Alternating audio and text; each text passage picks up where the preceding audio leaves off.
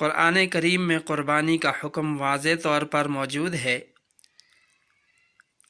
اسی طرح نبی پاک صلی اللہ علیہ وسلم، حضرات صحابہ کرام، سلف صالحین، فقہاء اور پوری امت کا عمل اس پر تواتر سے شاہد ہے۔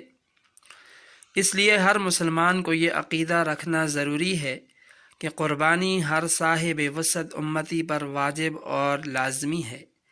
بغیر اس عقیدہ کے دائرہ اسلام میں رہنا ناممکن ہے۔ اگر کوئی شخص یہ عقیدہ رکھتا ہو کہ قربانی ضروری ہے مگر باوجود استطاعت کے اس کو نہ کرتا ہو تو اس شخص کی نجات ہو جائے گی۔